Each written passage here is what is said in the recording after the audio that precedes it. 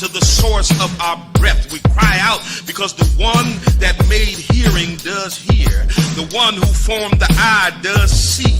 We cry out to disturb and to interrupt the uneasy silence of those who are asleep in order to rouse them from their beds with the cry, awake, awake, put on strength, O Zion. We cry out to the source of our breath. Church, we, just like George Floyd, just like so many black people being abused and dehumanized on the streets of our cities, have lost our breath. And the collective prophetic voice of the church has seemingly caught laryngitis. We're in the middle of a civil rights movement that for the first time in the history of black America, the church is not at the forefront. The moral voice of black America is missing from the dialogue. The church has lost its breath and needs to be resuscitated.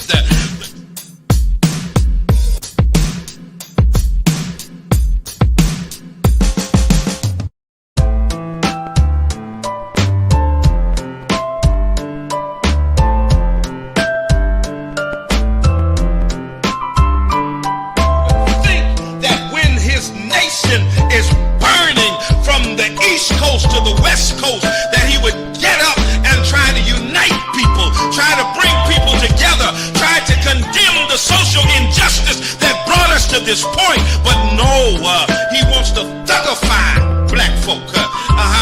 When white folk came to Michigan, armed to the teeth, carrying AR-15 rifles, dressed in combat gear, come on somebody, carrying nooses and waving racist Confederate flags, he called them very good people and demanded that the governor of Michigan cut a deal with them and talk to them. But when black folk came to protest the unjust murder of black people, he called us thugs.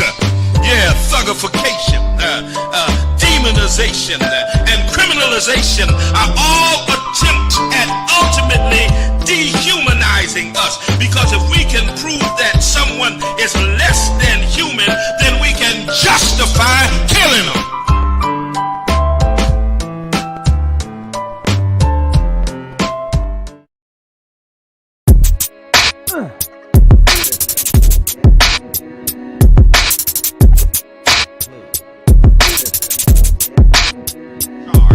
I can get killed on the street for no reason, shot in the park for playing with a toy, choked to death just because, murdered for being black in a white neighborhood, shot in my car while rushing home to get medicine for my daughter, killed in the stairway for trying to catch an elevator, gunned down in Walmart for holding a toy, all for no price, for no ransom, for no reward, just because I've been labeled as less than human. Oh my God, I'm black, I'm other, I'm not like them. My music is too loud, so I should get killed. My hair is too kinky, so I should get killed. My hair's too nappy, too dreaded. My pants are too saggy. My shoes aren't tied. I'm wearing a hoodie. I walk too fast. I look intimidating. I'm a threat, a menace, a societal scourge, a community casualty, a neighborhood nuisance. I can't win. I can't get a job. I can't get a raise. I can't get a promotion. I can't find no respect. I can't get the benefit of the doubt. I can't make ends meet. I can't breathe. What do I do when I can't breathe?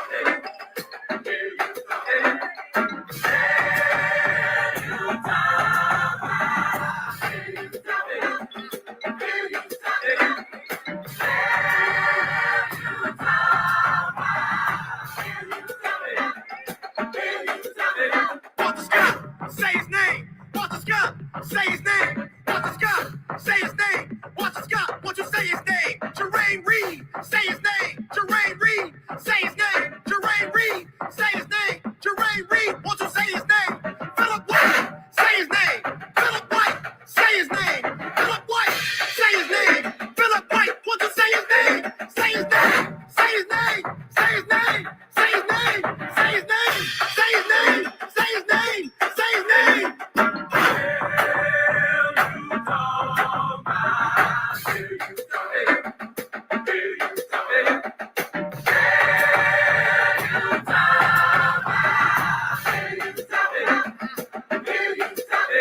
Eric Garner. Say his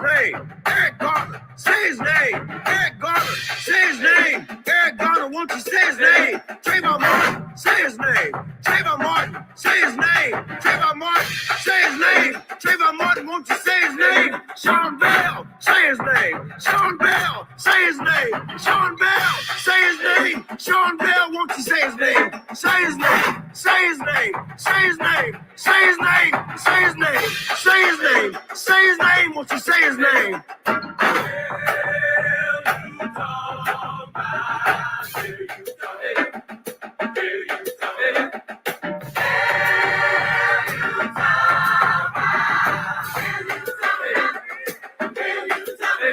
Freddie Gray, say his name. Freddie Gray, say his name. Freddie Gray, say his name. Freddie Gray, won't you say his name? Ayanna Jones, say her name. Ayanna Jones, say her name. Ayanna Jones, say her name. Ayanna Jones, won't you say her name? Sandra Bland, say her name. Sandra Bland, say her name. Sandra Bland, say her name. Sandra Bland, won't you say her name? Say her name. Say her name. Say her name. Say her name. Say her name. Say her name. Say her name. Won't you say her name?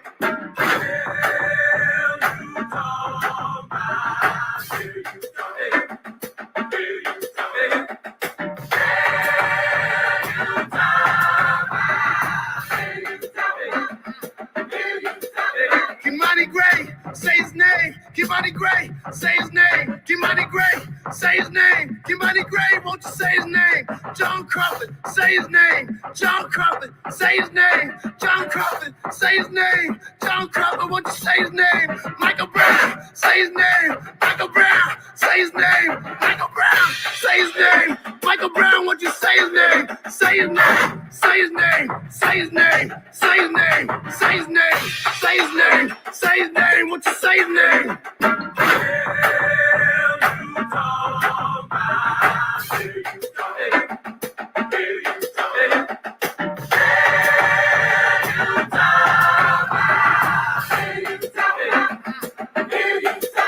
Miriam Carey, say her name. Miriam Carey, say her name. Miriam Carey, say her name. Miriam Carey, say her name. Sharonda Simpson, say her name. 90.7 WTCC. Good morning and welcome to the Spoken Word. I'm your host, Bishop Talbert Swan II. And as usual, we'll be telling it like it is through cultural idioms and nuances that shape the order, ethos, and chaos of the African-American experience. Words have their own vitality. They shape their own consciousness, create their own context for interpreting social and spiritual reality. The spoken word contains the power to reshape the landscape of society. It is, what time we got here? Let me time check. We're 7 minutes past the hour of 9 a.m. And I want to welcome you to another edition of the Spoken Word. And of course, I want to thank our remote director, Mr. Jim Malakias, for his diligent work, making sure I get patched in from my remote location to the 4,000 watts here on WTCC so we can reach our audience in Massachusetts, Connecticut, Vermont, and all points that we can reach. And of course, thank you for all of you who tune in through the internet, through our various media platforms, through Facebook, YouTube, Periscope, Twitch, wherever you're tuning in from. I thank you. I appreciate you. Okay? Want you to know that. Definitely appreciate you. I'm going to get the Graham on here momentarily. I almost forgot about my Graham audience, and I can't leave the Graham out, y'all. It just ain't right. Just ain't right to leave the Graham out. Y'all know that. But in any case, got a lot I want to try to do on today. Um, Today, I've got, of course, Senator Eric Lesser, who's always with me on the first Monday of the month. He's coming with the State House update. And, of course, one of the important updates for us today is the police reform bill. And that's really what I'm going to be dealing with today. I'm going to be dealing with the issue of police reform. So that's the topic of discussion. Tell a friend, tell somebody. Bishop is on the air, and Bishop is talking about police reform today. A lot of stuff has been talked about in the media. Many of us disagreed with our brother, former President Barack Obama, when he came out telling folk not to say defund the police. Yeah, we're not trying to be nice to our adversaries. So, we'll touch on that a little bit. But we'll deal with this police reform bill in Massachusetts, and I'm sure Senator Lesser is going to be able to shed some light on that particular subject, seeing as though he was in the middle of those deliberations on the State House level. So 413-337-1867 is the number here. If you want to chime in on the conversation, definitely love to have you call in. I think I got my internal phone line fixed, so we'll be able to roll a little better than we were last week. I know some of you had told me you had some difficulty in terms of hearing the callers. Hopefully, I got that fixed. So we'll see what happens on today. So tell a friend, tell somebody. Biz on the air. Okay, I'm on the air. We're talking about police reform. Of course, we'll go up until the 10 o'clock hour on WTCC, and we'll continue with our streaming audience a little beyond that point. So tell a friend, tell somebody. Rep your city, rep your town. Let me know where you're chiming in from. Always like to know where you're chiming in from. All points everywhere. We even get some folk out of the country who are chiming in, and that's the beauty of the internet. It allows you to do that. So listen, I want you to listen to this now. I've got some brand new music from my son, and I'm gonna. There's no shame in my game. I'm gonna play my son, T. Swan.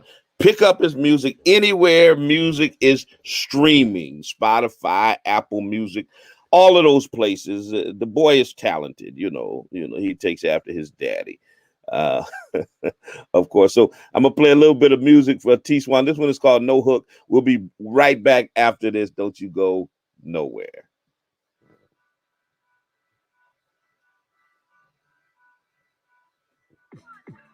Yo, how should I come in? I ain't doing no hook. Give them something fresh or pick a verse out of my notebook. Regardless, I'ma get it in. I'ma hit a gym and a monster with the pen. I remember looking up to Nas, Common, Eminem, Kanye, and Sean Carter made me rhyme harder, but I ain't acting hard. I'm pulling all these rappers' cards. You don't want a battle, dog. You don't have half the bars I got in my catalog. I'm never second off. I never front, but I ain't backing off. Good thing the beat is fire, cause I'm coming at them raw. I got more in store like I'm at a mall. When I'm working, I don't chat at all. Before I had a car, I knew I would travel far. And everything I ever want it, I'm gonna have it all. Making a lot of blue faces like Avatar. $1 billion, you may not know about me, but I'm still a problem, no. Life is getting nuts, it's a rocky road. On the run like a snotty nose, till I'm someone everybody knows. Our body flows, got a lot of those. I'm not a gimmick and I'm not a troll. All my fans say I gotta blow. Grade A bars, I'm on a roll. On fire like marijuana road. It's room in the bandwagon if you wanna roll, but it's gonna be a long ride to where I'm trying to go. I could have made a hook for this, but I wanted to rap. I heard the beat and I knew I had the body to track. Going so hard, they tell me that I gotta relax. A lot of rappers, but a lot of them whack. When I go to the studio and I hop on the track, I make it my house like I'm paying the property tax. My whole life I've been at where I'm at. I ain't gassed up, so I don't need a pat on the back. Even though it's hard because I'm rapping, I'm black, but I'm a talented cat. Matter of fact, I'm a beast with it. I'm gonna always be different. I hear different, see different. 2020 almost over and you still got weak vision. I got what the streets missing, and I'ma keep hitting. They can't compete with them. Not even if you had 3 wishes, cause I'm in another league with it. And my team vicious, we geniuses. You getting washed like clean linens. Me written since I was 15, spitting in the cut, trying to get up on the scene with it. I'm always putting in work cause I mean business. Yeah.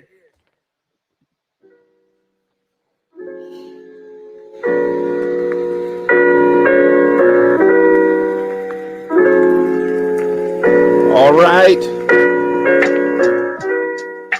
90.7 WTCC. Good morning. Coming up at 1:30, the one and only Senator Eric Lesser, and we'll talk a little further on the police reform bill that's happening. Let me get the number up here. You all should know it by now because ever since the pandemic, this is what we've been rolling with. Even though every now and then I slip up and say the studio number. I haven't been in the studio since probably about April.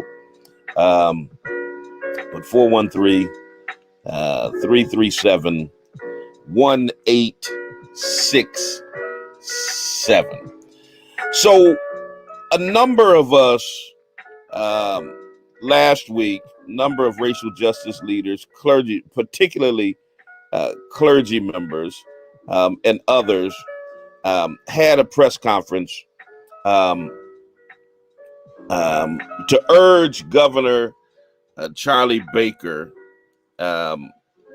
to sign the police reform bill. As you know, it's been being negotiated for several months.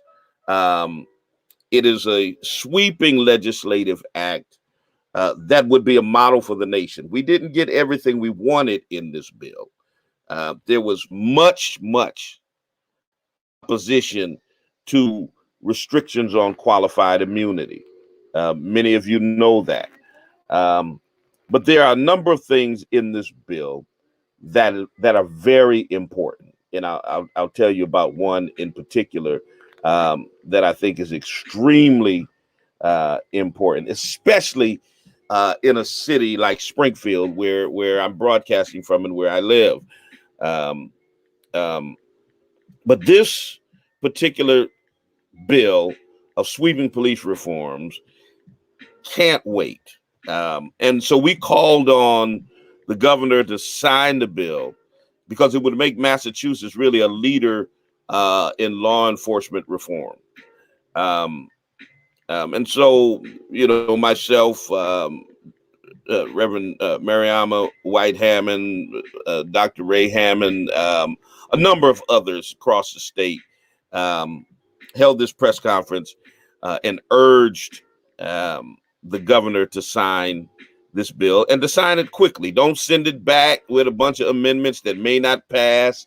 Don't veto it. And you got to understand that there is a lot of pressure. A lot of pressure on the governor from the police lobby, you know, for him to veto the bill.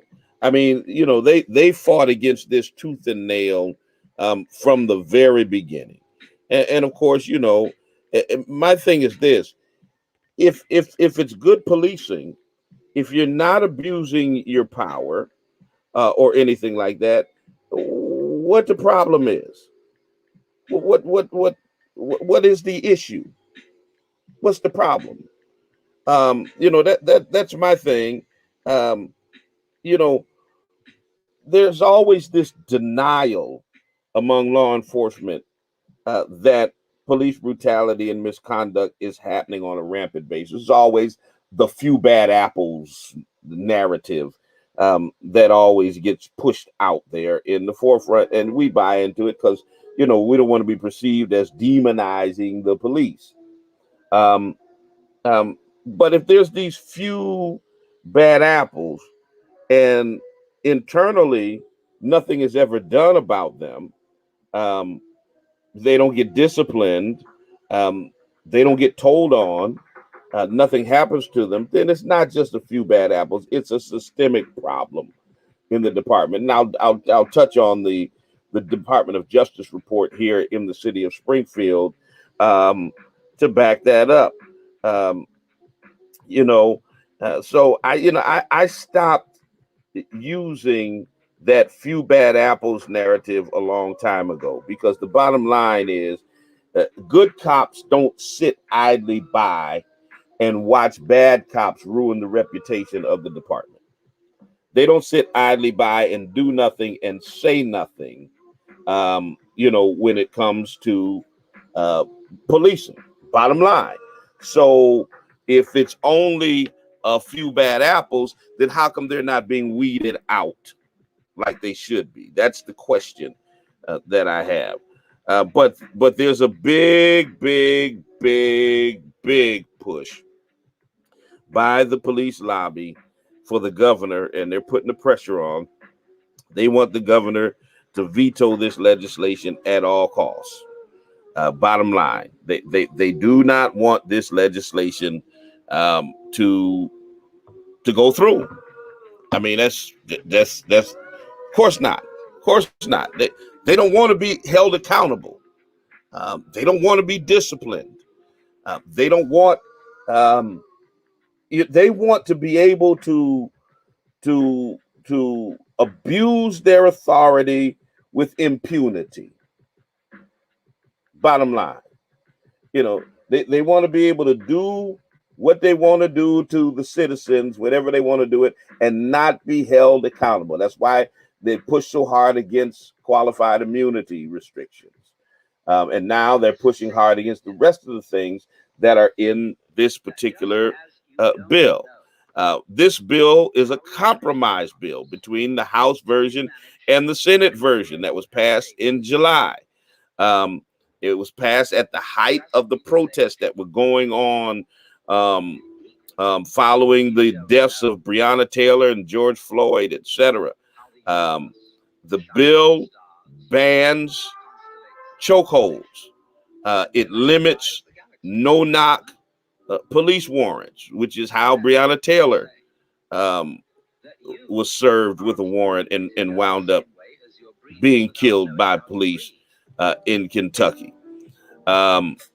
It places a moratorium on facial recognition technology, which has been found faulty, and particularly when it comes to recognizing the faces of African Americans. So it puts a moratorium on that. But I think more importantly, what it does is it creates a committee to deal with police that have been accused of abusing their authority in cities and towns across the Commonwealth. And that is absolutely important. It calls for the certification of police officers, and it creates a commission that receives complaints on police officers, and whether they've been charged with a crime or not, they can investigate these complaints against police officers, no matter where in the Commonwealth they are, and they can move to decertify these officers, which means if my interpretation is correct, if an officer is decertified, he can no longer work as a police officer anywhere in the Commonwealth. Now think about it for a moment. I understand completely why the police are against this, because they know that many of them wouldn't pass muster when it comes to complaints against them. We did, in conjunction with Pioneer Valley Project, shout out to PVP for the great work it's doing around police reform in the city of Springfield. We did a forum entitled 131 Reasons for Police Reform. And that number was chosen not arbitrarily. It was chosen because a Springfield police officer who was currently suspended, but still on the force, currently suspended because he's facing charges, had 131 civilian complaints against him before this latest charge, where he winds up in court. And the question is, how in the world could he still be on the force with 131 charges against him? Now, you do the math. You think about it. Whatever your profession is, no matter a teacher, a preacher, a janitor, a CEO, an accountant, a hairdresser, whatever your profession is, could you imagine just for a moment, if 131 of your students, of your clients, of your constituents had lodged complaints against you, 131, would you still have a job? Would you still have a job? Now, we know the answer to that question. We know the answer to that question is hell no. No, matter of fact, we would never get to 131. We wouldn't get to 100. We wouldn't get to 50. We wouldn't get to 25. Come on, let's be serious. In what world, in what profession do you get to have 131 complaints lodged against you and still have a job?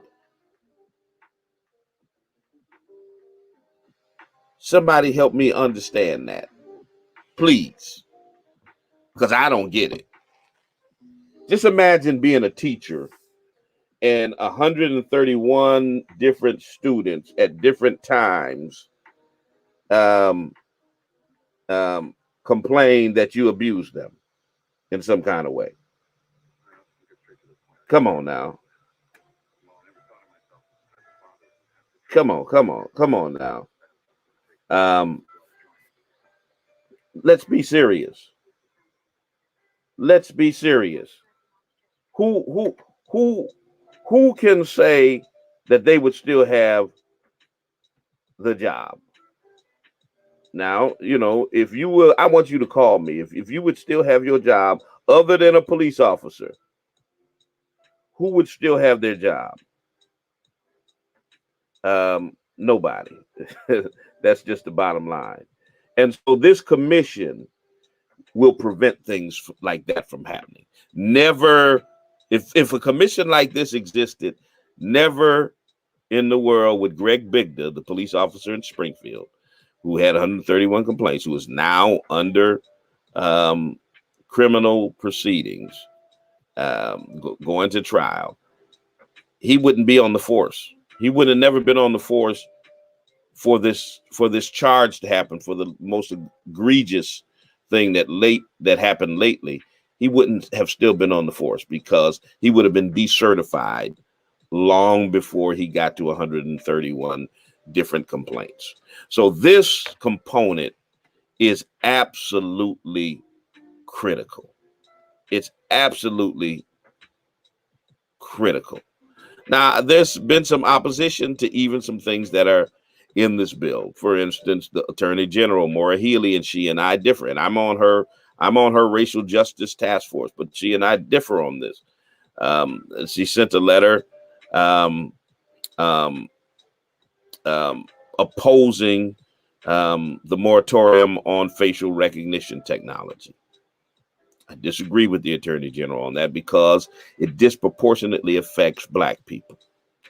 Her office was opposed to changes in no-knock warrants, which, of course, across the nation, disproportionately affects Black people. Other components of the bill, she threw her support behind and said that the bill needs to be signed by Governor Baker with no vetoes. And I'm thankful to her for at least saying the bill needed to be signed with no vetoes. Good morning, caller. You're on the air. Yes. Pastor, you know, the preamble to the Constitution, it goes something like, we're the people in order to form a more perfect union. So being a perfect union, I envision that as a time with no police, where the people police the area. We are the people is so in love with one another. We respect one another enough to carry out the work of a policeman. So just expound on that and enlighten the people of that good envisioned thought and carry on. Okay, have a good day. Okay. 413-337-1867. And here's what we need you to do. Here's what we need you to do. We need you to call the governor's office, and we need you to tell the governor to sign the legislation, to sign it into law. Sign it into law. No vetoes, no line item vetoes, no amendments, none of that. We need this. It needs to happen. We can make ourselves a leader in the nation, a model for the nation. So sign it into law, period. He gave lip service to it. He said it was necessary. We're going to see whether or not he does what is necessary to make it happen. And I'm hoping that he will. I really am. I'm hoping that Governor Baker does what he needs to do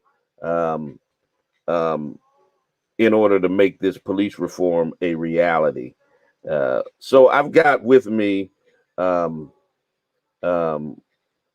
Senator Eric Lesser, who was involved in this process. And we're going to see if he can enlighten us somewhat on it and tell us where it is in the House and not in the House, in the legislature, and what his thoughts are on it, as well as some other State House updates. So let me bring on our friend Senator Eric Lesser. Senator, good morning. Morning. How are you? Can you hear me okay? You all right? I'm good. Are you do you have a new granddaughter? Did I see that on Instagram? I do. Congratulations. Mazel tov. Thank you. I've got it's grandchild number 11. Wow. Granddaughter number 9. Man, wow. Yeah. Congratulations. Thank you, sir. That's awesome. Well, that's I take that as a sign of good things to come for 2021. So blessings to you and your family. That's great news. Yes, sir. So what's happening, man? What's going on? I've been talking police reform, so let's start there. Great.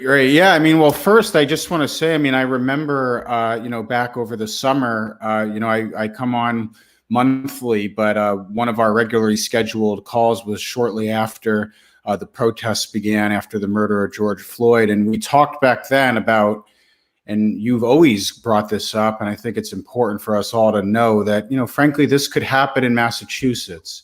I think sometimes there is a tendency for us to look at things happening in Ferguson or in Minneapolis and say, well, that's something happening far away, and that's not something that's going to happen here. But of course, you knew that wasn't the case, and we talked about how we needed real reform and real changes to how accountability works and how cases of abuse get investigated and acted upon. And we see the fruits of that with this bill.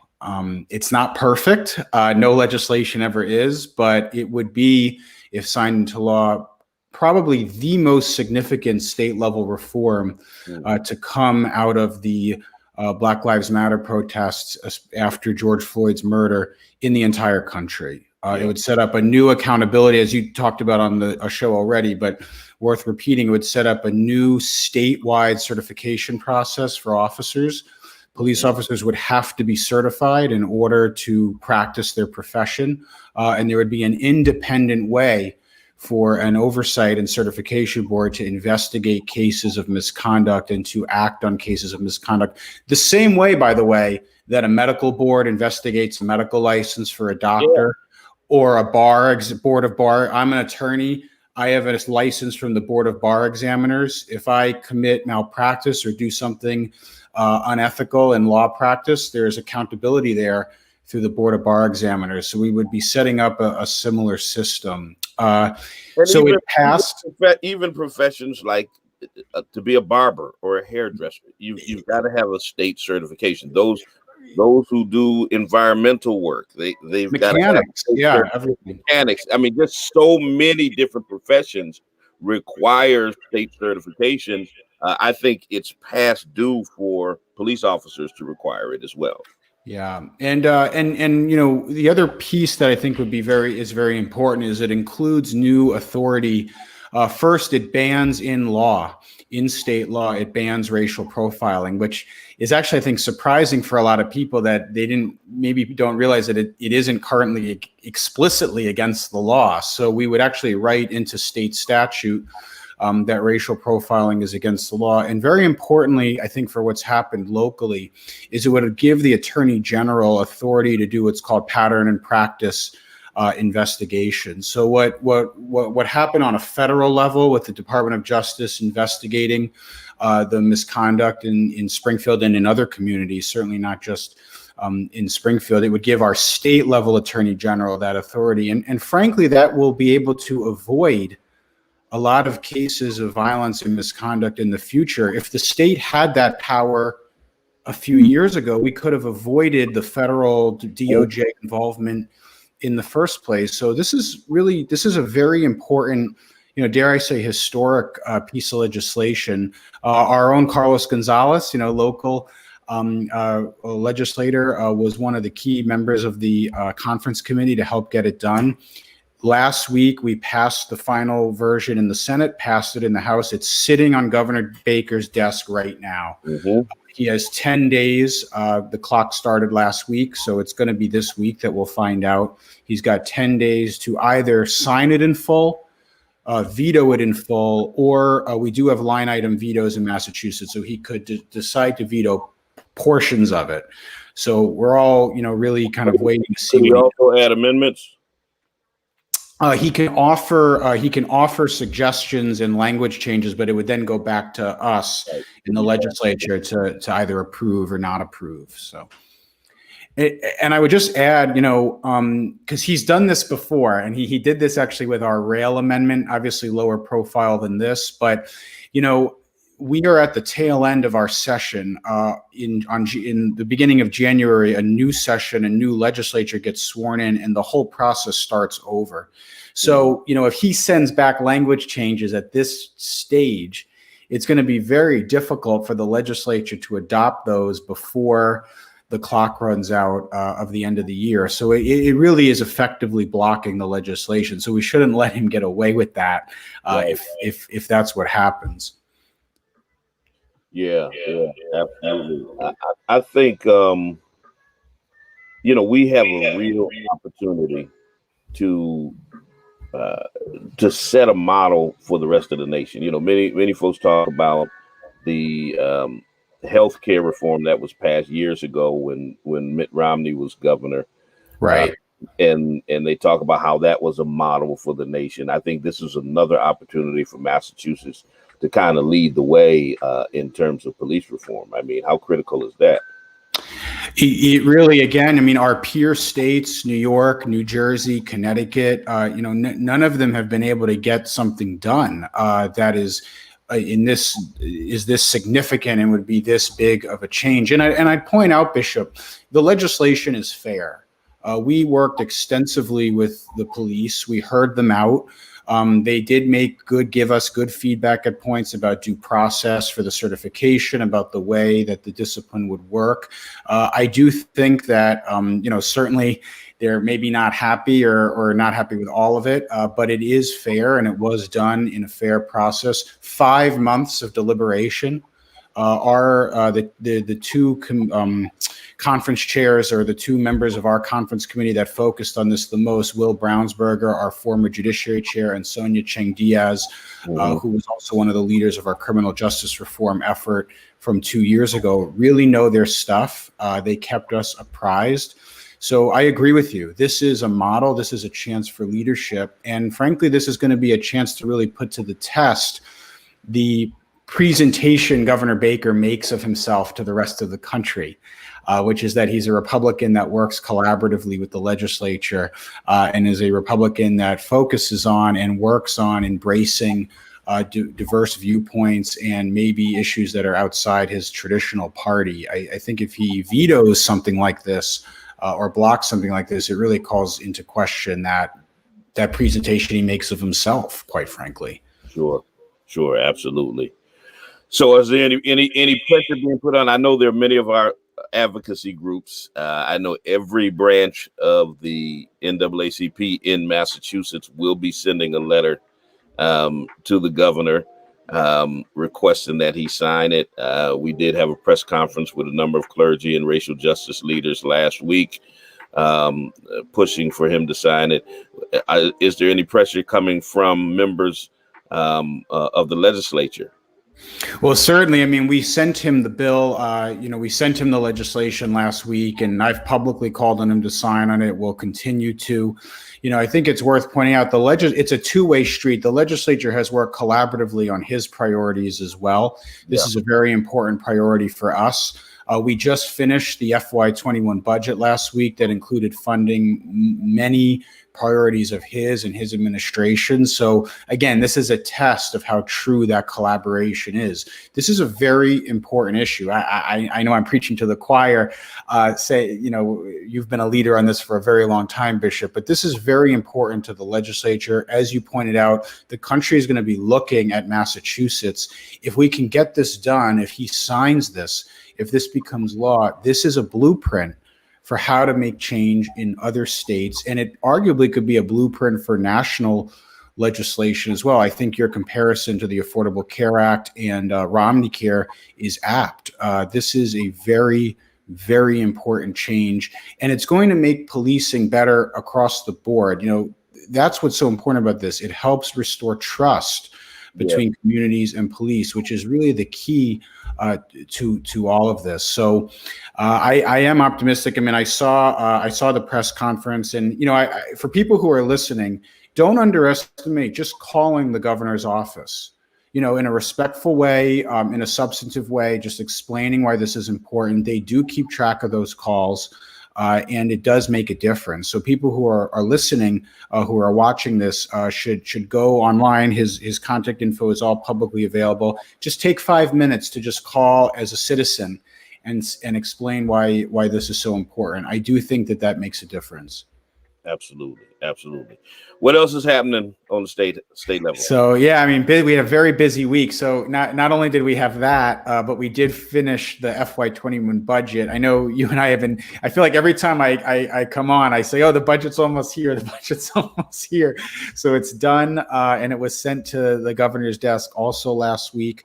Very importantly, we have a new fund in there, about $50 million for economic recovery programs, especially targeted at the most impacted small businesses, community-oriented businesses in gateway cities and in the minority community, because we know that that's where the disproportionate impact of COVID-19's economic cuts have been felt. So we were able to get that funding in there. We got significant new funding in for our community organizations doing remote learning sites. So I know, for example, our Boys and Girls Clubs in Springfield and around the region have been operating remote learning sites for kids who, of course, are dealing with, they can't be in the schools because of COVID. So we got some more money for that.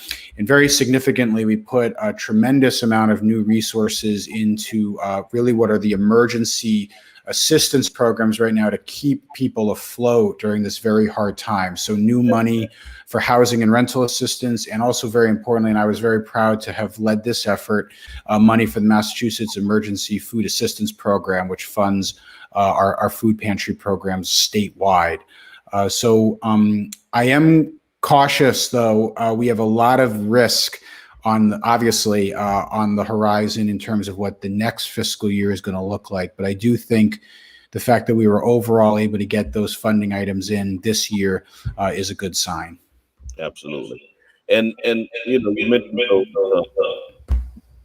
those efforts to kind of shore up folks who are struggling during this pandemic. So this is not a question about the state efforts, but there are some movement on the federal level about various bills, and there's one that's supposed to be a bipartisan bill, although I don't really count one Democrat as bipartisan.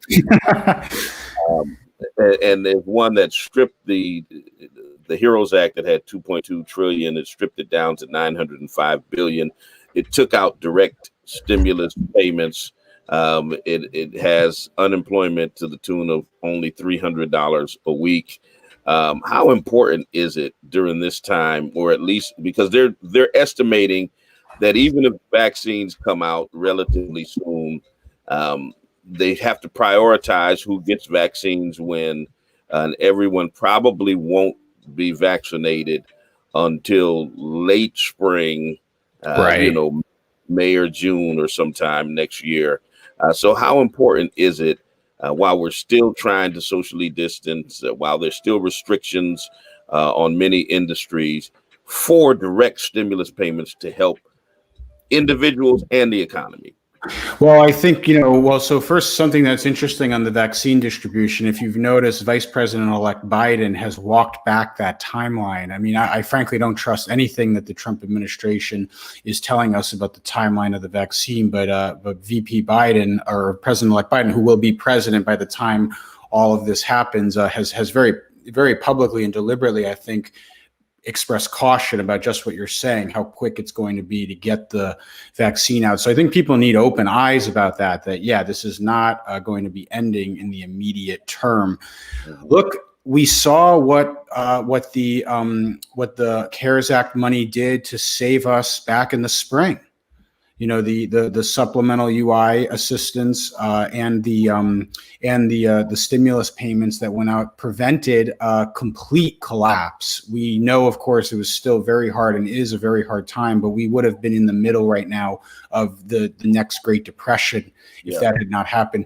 Frankly, it's just shocking to me that when you see all the risks that you just laid out, that they continue to fight about this in Washington. I mean, when I was in DC, working for President Obama, I worked for the first 2 years for David Axelrod, and after that, I worked at the Council on Economic Advisors. And when I was at the Council of Economic Advisors, we worked on several rounds of unemployment insurance extensions during the Great Recession, and those were approved by huge bipartisan numbers because, frankly, there were unemployed people in Kentucky and in Mitch McConnell's state, just like there were in the Democratic states. So it's just shocking to me. Something that people also need to keep an eye on is right now there are millions, about 12 million people nationwide, who are getting their unemployment insurance through an extension that expires December 31. Absolutely. If that extension expires, you're going to have 12 million people no longer getting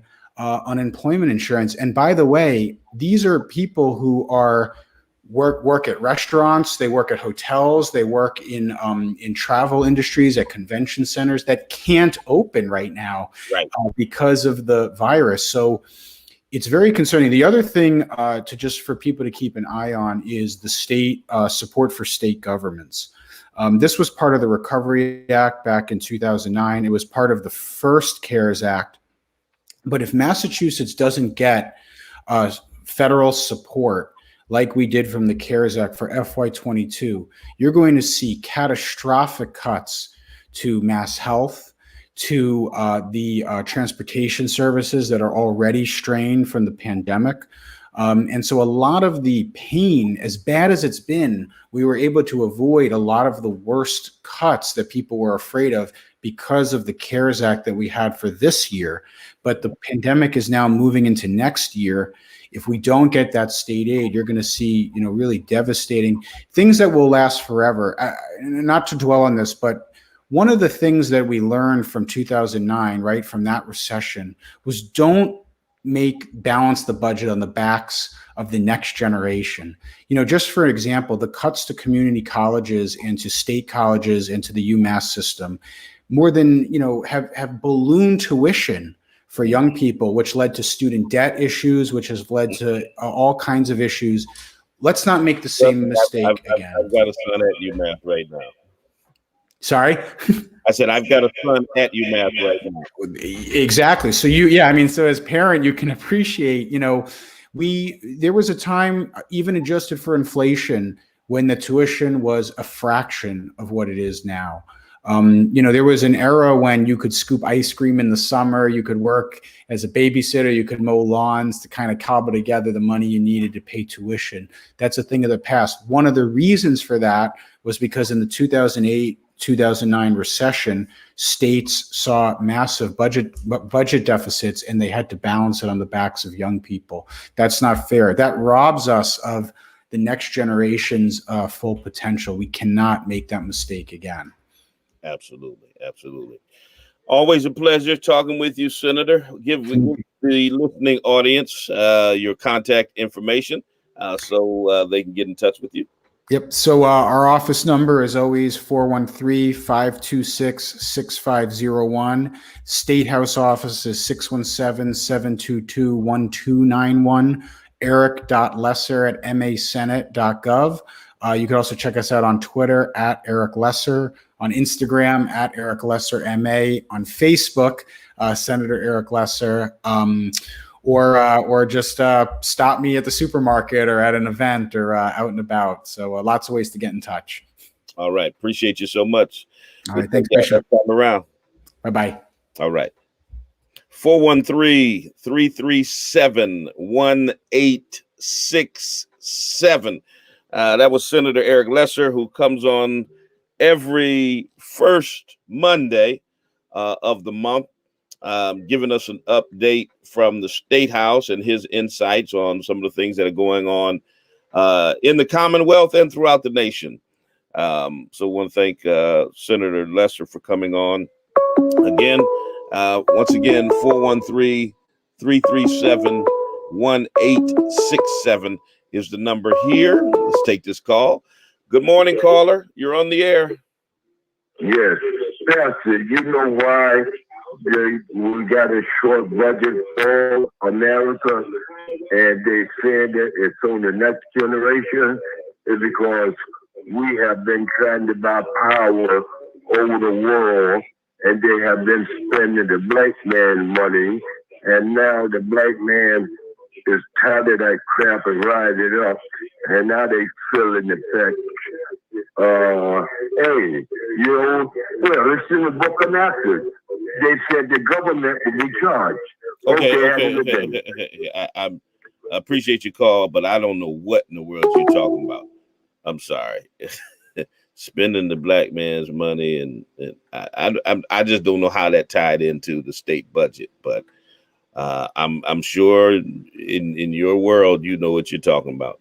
413-337-1867. I've got about 8 minutes left before we go off the air on WTCC, and then we'll go a little bit beyond that with the streaming audience. Once again, 413-337-1867. We've been talking mainly about police reform, and then some of the things that are happening in the Commonwealth, in the state. So, you know, the Department of Justice, you know, we keep beating this dead horse. The horse really ain't dead, but we keep underscoring this over and over again about what happened here in the city of Springfield with the Department of Justice coming out with a report back in the summer. And that report back in the summer, let me make sure this isn't the same caller. I don't want to keep answering. He likes to call a lot, but I think this is a different caller, so we can get it. Good morning, caller. You're on the air. Yes, good morning. I just wanted to weigh in a couple seconds here about the bill or the reformation that they're signing up for the police department to kind of make things better, you know, in our neighborhoods and like that. So my analogy is, you know, I grew up in Springfield. I've been here all my life. And it came right down to it. The police department got to where, you know, the ones that police, they knew the families at some point. They knew the kids at most points. The ones that was radical and crazy like that, they would, you know, detain them and like that. But right now, you got conditions of where it's almost expected for kids to be out there either shooting people or stabbing people or just crazy ways of going to jail. So it looks like right now, hopefully there's something signed to where you can't just stereotype people and make them into a situation where you figure they should be. So right now, like I say, I know coming up, that helped me because a lot of times the police department and everything, they knew my aunts and definitely knew my mother and they knew my older sisters. So it comes right down to it. You know, you got to have a pleasant approach to these kids because they're on a different phase. Yeah. And you can't just walk up there and accuse one because all of them are going to be involved. So I just wanted to, you know, kind of lay out my feelings on that situation, and hopefully things get signed in to where things get better. Have a good day. Well, what we can do is encourage you all to call the governor's office and encourage him to sign the legislation. Well, you know what, Bishop, I've already done that. I've done that a few times. I'm Zach Tillery. I just want to, you know, I talk to you all the time. Yes, sir. Yes, sir. Wow. And I, you know, I didn't get to talk to him, but I did leave, you know, 2 or 3 messages and like that. And of course, I always do that. All right. You know, with the city council and right around through here. And I'm not that active, you know, right in person. But as far as, you know, stuff that you talk about, I always interject on your stuff because you got the subjects and you got the heartbeat of the country and definitely the city where things need to happen. But a lot of times, unless we, you know, as our audience get involved, then nothing's ever going to happen. You know, the way with Biden and Harris right here now, I mean, there's a good feeling for it. But we have to make these people do and come up with different laws and legislation that's set to make things change, not just word of mouth, you know? All right. All right. I appreciate you. Yes, sir. Have a good day, sir. All right. You too. 413-337-1867. 4 minutes left on the spoken word on WTCC. I want to remind you of our Wednesday virtual Bible study. Check us out at 7:30 p.m. streaming live from the same Bat channel.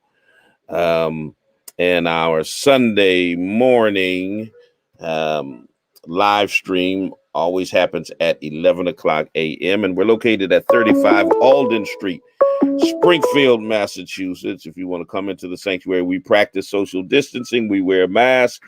We sanitize. We do all of that stuff. So to keep you safe. So if you want to visit us, we'd be more than happy to have you. Good morning, caller. You're on the air. Yeah, good morning. You know, the false premise that police officers are out to get the minority community is really disgusting. and they save a lot more lives What is the false? What than, is than false the, about than the the premise? bad apples. Than the bad apples What's that false have about the premise? incidents. What's false about the premise? The premise is police officers are not out targeting. Okay. The numbers just aren't there. The numbers aren't Nationally, there. No, they're not. The numbers aren't When there. you talk Then about, wait, when you talk dude, about- let me finish my point.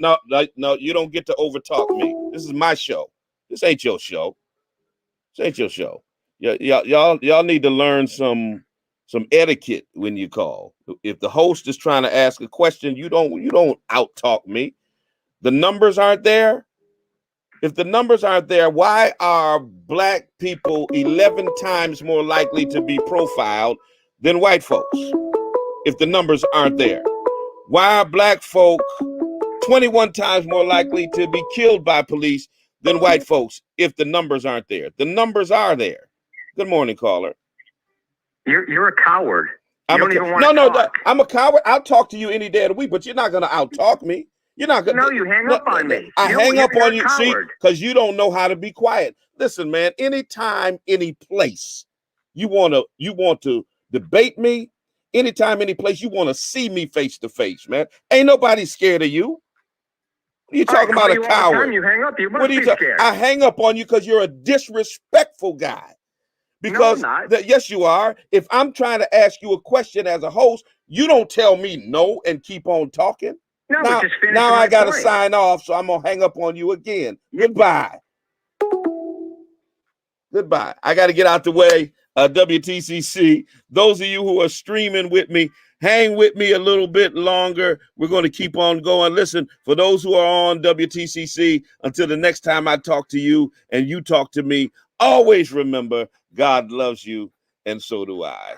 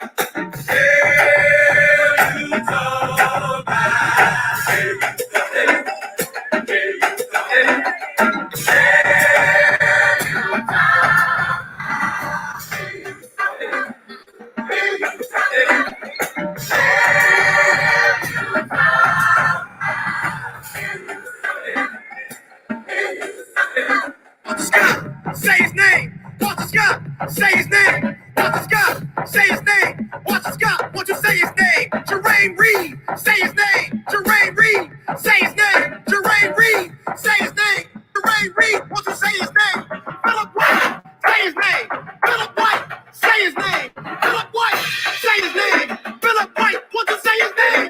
Say his name. Say his name. Say his name. Say his name. Say his name. Say his name. Say his name. Say his name.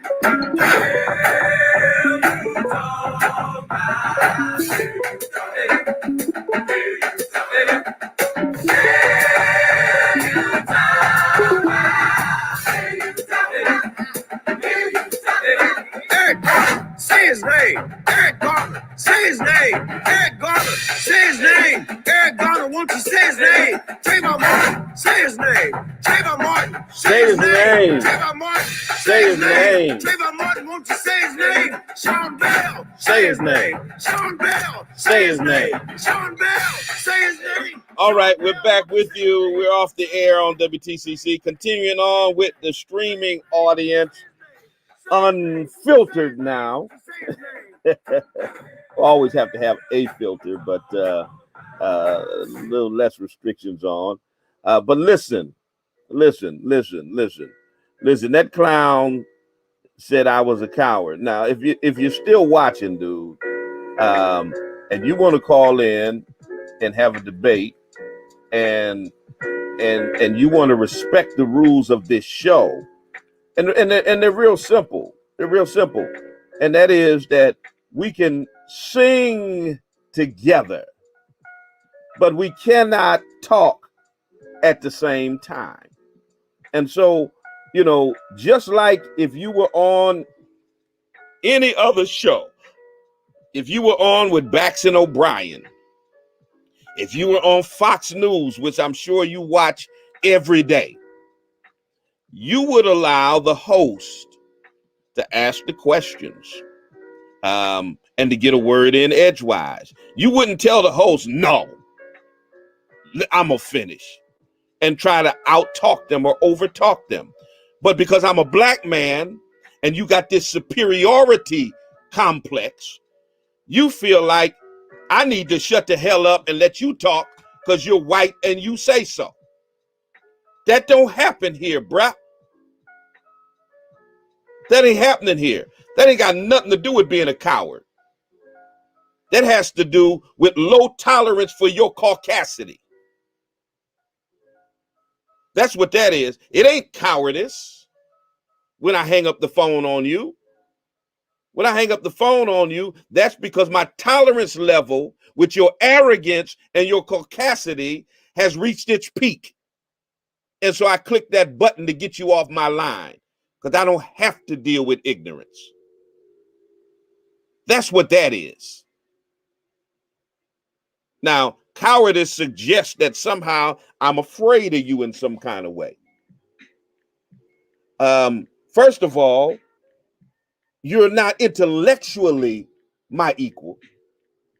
So I can't be afraid of you in terms of your intellectual acumen.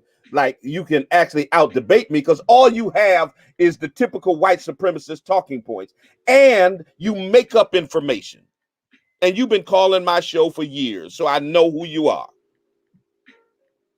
You called in and said the numbers aren't there in terms of the police interaction with black folks and with non-white people. That's a lie. That's a lie. The numbers are there in study after study after study. There is empirical evidence that the numbers are there. The reason stop and frisk had to stop in New York was because the numbers were there. They stopped and frisked 5 million black men during the course of stop and frisk. There aren't even 5 million black men in New York. So how the hell do you stop and frisk 5 million black men in a state with 5 million black? That means everybody who's coming through New York. Every black man who's from Springfield, Baltimore, Chicago, wherever, who's coming through New York gets stopped and frisked just because they're black. The numbers are there. The numbers have been there. On the Jersey Turnpike, credible studies came out that verified racial profiling by the police. We're sitting here having a show right now talking about a Department of Justice report, a DOJ report investigated by a DOJ under Trump that says that there is rampant abuse of power in the Springfield Police Department, particularly among non-white people.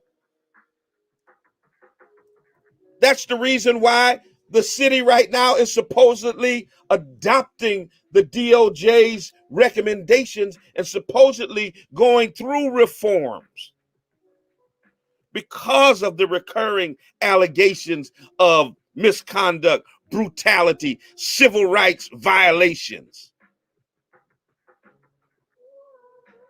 that were corroborated by the DOJ. And you're going to call here and say the numbers ain't there? In what world are you talking about? In what world aren't the numbers there? When black men are 9 times more likely, black women 9 times more likely to be profiled than their white counterparts.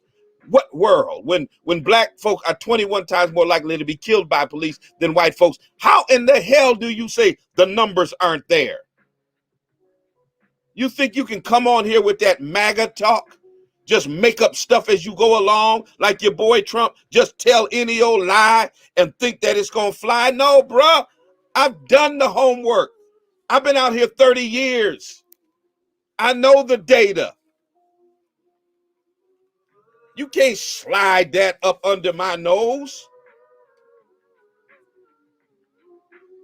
and tell me the numbers don't prove racial profiling by police in America.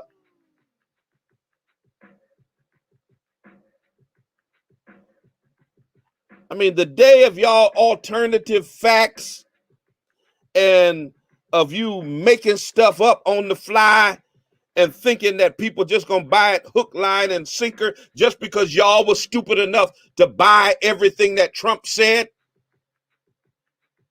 MAGA is canceled, bruh.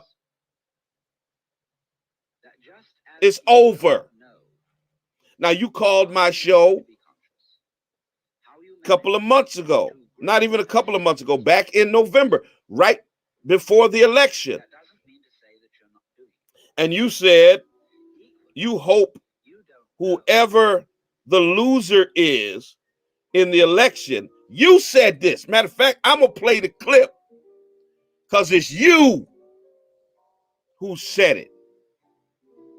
You said you hope that whoever the loser is, that they can accept the results. And we had a little debate about that, about who the only person in the race who has said that they would not accept the results was your dude. And then you claimed, well, no. You know, Biden's folk, you guys haven't accepted the results since 2016. That's what you were saying. And now here we are, over a month after the race is over. Y'all running around talking about stop the steal and fight for Trump and lying about widespread voter fraud and all that kind of crap. Who's the ones that haven't accepted the results of the election? Yeah, you came on my show and you said that. And before I get off the air, I'm going to play it. Because that's what you said, man. That's what you said. See, I always pull out the receipts. And I got the data in here. You can't call me and tell me there is no data that backs up that black folk are racially profiled by police. What is wrong with you? I mean, who do you think you're talking to? Willie Lump Lump? Now, once again, if you want to call in 413 337 1867. You're also the same dude who called in talking about looting. Remember that? That was you. You think I don't know your voice? Here's you talking about looting. Yeah, I just want to say, whoever wins the election,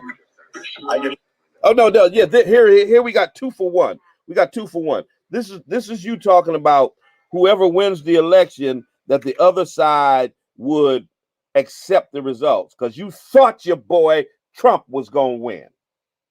And then you talked about black folk looting, and I had to let you have it then. Let's take a listen on that conversation. The election, I just hope it's accepted.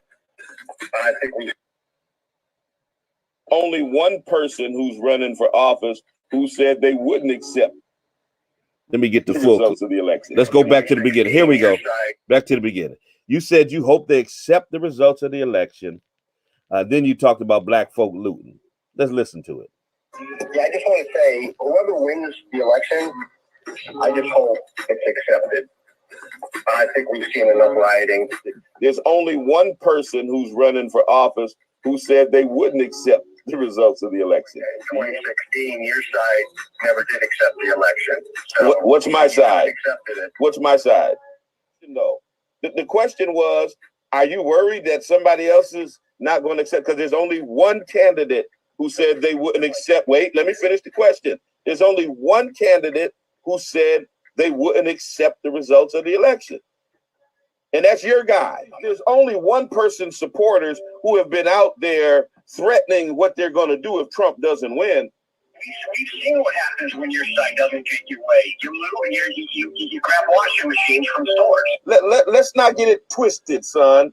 Let's not get it twisted. The difference between Trump supporters threatening what they're going to do if he doesn't win an election, and the angst, the anger, and the frustration of people because of the continued extrajudicial murder by law enforcement of unarmed black people. There's a difference between the two.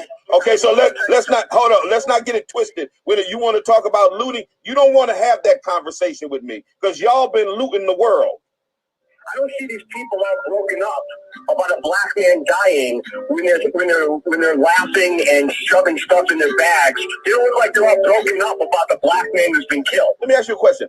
Why the hell are you so much more passionate about somebody stealing a washing machine than somebody killing an innocent black person? Because you've never called my program to complain about unarmed black people being murdered. You never called here expressing the kind of angst and passion that you have now. When George Floyd had his neck kneeled on for 8 minutes and 46 seconds, you didn't call here yelling and screaming about that, but you tripping about a washing machine. You didn't trip about Derek Chauvin and the police officers that were guilty of lynching George Floyd, but you here tripping about somebody stealing a doggone washing machine. Now see that's you.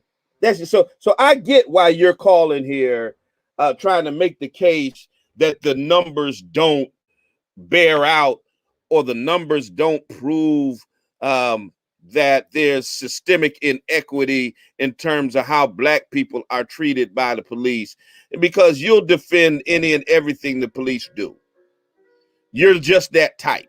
You're the dude who called my show tripping about somebody looting a washing machine, which was more important to you than George Floyd being murdered.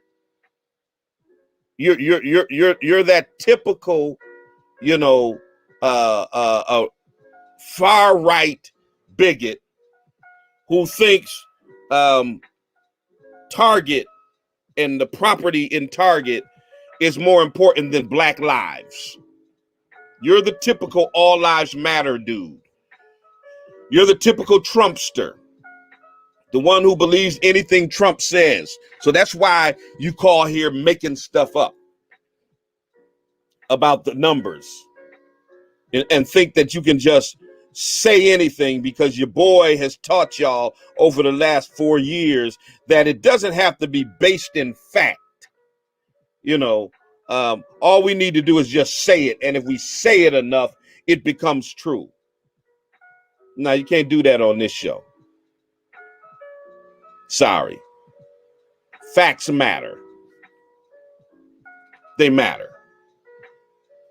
413-337-1867. Facts matter. Okay? You have a caller. To accept. Yes. Facts matter. Bottom line. And you can't just come out here spewing garbage, spewing nonsense, and think you can get away with it. This ain't the Sean Hannity show. What Sean Hannity said, he just said the other day, I don't vet the information that comes on my show. Yeah, see, that's the show you need to call, where he don't really care whether it's true or not, as long as he agrees with it, as long as it helps to make his case, as long as it supports Trump. He don't care whether it's factual or not. He doesn't vet the information. You just can't come on here spewing misinformation and nonsense. The facts clearly bear out that there is a bias that police have toward black people. That's the reason why there are police reform efforts happening across the length and breadth of the United States, or these yet to be United States of America. Because there is a problem with systemic racism in police departments across America. That's a fact. That's a proven fact. That's what the numbers do bear out. Now, you don't like the fact that the numbers bear that out, but you know, don't nobody care what you like. You know, what wasn't it? Wasn't it y'all who coined the phrase over the last 4 years? Of Trumpism, where y'all told everybody else F your feelings. Yeah, well, that's what I feel about, your feelings. It don't matter to me that you don't like what the facts bear out. But the facts prove clearly that there is a racial bias in policing in America. That's reality. And no amount of mayo-splaining, no amount of white-splaining, no amount of temper tantrums, no amount of calling and claiming that I'm a coward. If there's one thing I ain't, if there's one thing I'm not, is a coward. I ain't never been accused of being a coward. I'm one of the black men that ain't scared. So I don't know how you figure I'm a coward. Or because you hang up the phone on me because I'm a disrespectful white boy, who wants to overtalk you on your own show makes you a coward. No, that makes me intelligent.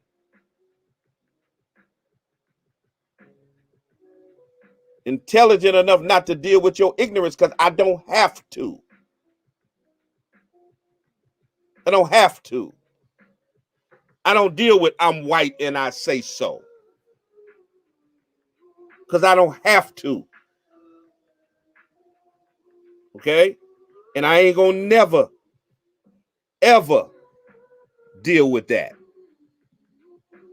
That ain't cowardice. That happens because I'm not a coward. Okay? All right. 413-337-1867 is the number here. So do me a favor, y'all. Call the governor's office. Call the governor's office. It's important, especially those of you in the 413, those of you in Springfield who know of the corruption in the Springfield department. This legislation is so critical. The fact that police officers will have to be certified and can be decertified by a state commission independent of the city. So when you have situations, let's just look at the two high profile cases happening in Springfield now. The Greg Bigda case and the Nathan Bill case. In the Greg Bigda case, remember now, Greg Bigda threatened to murder suspects, threatened to plant drugs on them. It's all on video. All on video. The district attorney, Anthony Gallooni, refused to prosecute. The Springfield Police Department, after their internal investigation, gave him a brief suspension. I talked to Commissioner Barbieri and let him have it. And he told me in no uncertain terms that he was forced to give him a suspension and not to fire him by the mayor and the city solicitor, who both said it would be overturned by civil service. So that's why he got a slap on the wrist. Later on, the attorney general had to file charges against Greg Bigda. If we had a commission like what's in this legislation, Bigda never would have been on the force for that incident to happen, because before he got to 131 different complaints, he would have been decertified. Good morning, caller. You're on the air. Hello, how you doing, Bishop Swan? I'm good. How you? I'm doing good. This is the caller from Mississippi, man. Yes, sir. How you feeling? I'm feeling good, man. I think that if y'all get that law right there passed, what y'all trying to get right passed, man, I think that will be a major a breakthrough. Absolutely. You know, absolutely, because you need laws like that, man, where the police have to be held accountable. And I mean, it's all through the United States, man. I mean, I grew up, even in Mississippi, the police could jump out of the car. If they thought that you had some dope on you, throw you to the ground, search you for some dope, harass you. I mean, all you got to do is just look at cops. If you look at cops, you will see people's constitutional rights violated like it ain't nothing. All the time. All the time. You know, and it's mainly done with us. I don't speak for nobody else. I know that, you know, that in this country right now, Trump done authorized law enforcement. You know, he basically said, you know, rough them up, treat them any kind of way. You know, that you are not going to be held accountable. But for the Department of Justice that said that you all got problems in Massachusetts, that says a whole lot under the Trump administration. Yes, sir. Yes, sir. And we know it's all over. We know it's all over. But I was listening to your caller. I think he may be from Mississippi. He sounds like one of my Grand Dragon boys. He's from Massachusetts, believe it or not. But he might have came by way of Mississippi. But one thing I'll say now, people in Mississippi ain't running. You know. Mm-hmm. You know, people. It ain't like what it used to be, where people are scared. You know. Right. Well, that's why I didn't want him to get it twisted when he was saying, "Oh, I was a coward because I hung up the phone on him." That ain't had nothing to do with being a coward.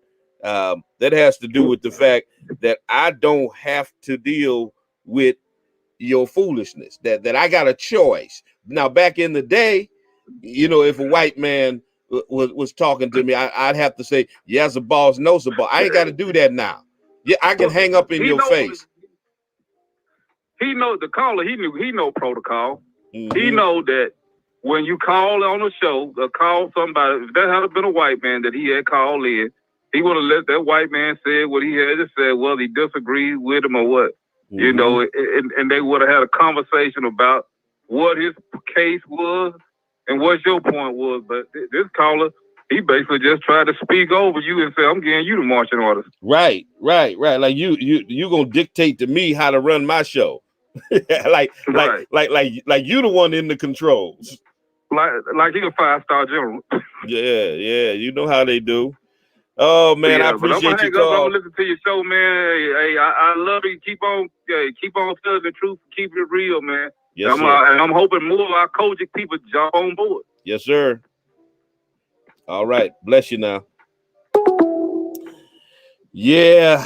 That in that Bigda case, the second case, the Nathan Bill case,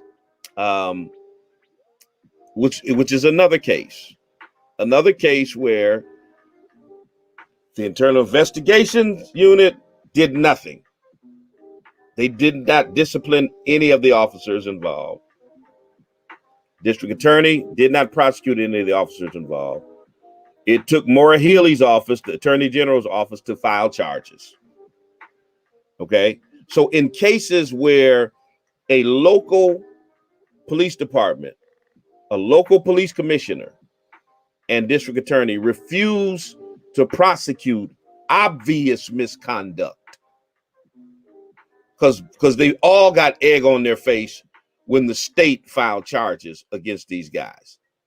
They all got egg all over their face because they had the opportunity to do the right thing and prosecute and discipline. It should have been done on the local level. Gallooney should have been prosecuting these folks, and Clapperud or before Clapperud with the Bigda case, Barbieri should have been disciplining these officers. But Local police department didn't discipline, the district attorney didn't prosecute. So it took the state to prosecute them. If we had this post commission in place, all of those officers would have been decertified and off of the force. That's how important it is for this legislation to get passed. That's why the police lobby is adamantly against this and trying to get the governor to veto this legislation. So I got to get out your way in 3 minutes. But listen, if you don't do anything else, call the governor's office. Let him know you want him to sign this legislation to give us a leg up in terms of dealing with police misconduct in the Commonwealth. To put the local departments on notice that if you don't do your job, if you don't discipline or prosecute, or to the district attorneys, if you don't prosecute these rogue cops, we'll deal with them at the state level. And we will expose the lack of accountability that's happening at the local level. We need this legislation to be passed. So I'm urging you, brothers and sisters, to call the governor's office and ask him to do that. All right. Once again, Wednesday night Bible study is happening at 7:30. Tune in. Sunday morning at 11 o'clock a.m. Tune in. Thursday nights, late night, 10 p.m. Tune in. And if you're not following me on my other social media platforms, all of you on Facebook and YouTube, go on, follow me on Instagram, follow me on TikTok, Snapchat. I'm all at Talbert Swan. Follow me there, and get notifications of when I do go live and when things are going on. All right. I got to move out the way. Continue to pray for my wife. We're going to bring her back on, get her segment back popping again. She's kind of taking a short break after the loss of her mother. So keep her in your prayers. Keep each other in prayer. This is a difficult season for many families, especially during this holiday season, when they will be without their loved ones. So let's remember each other in prayer. All right. Prayer changes things, helps the world go around. It helps the world to be a better place. All right. I'm out of here, y'all. Until the next time I talk to you and you talk to me. Always remember, God loves you, and so do I. Peace and blessings. I'm out.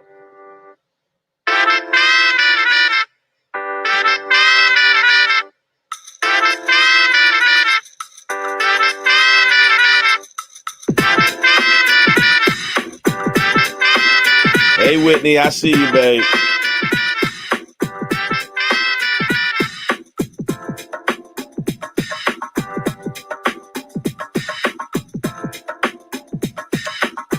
Peace.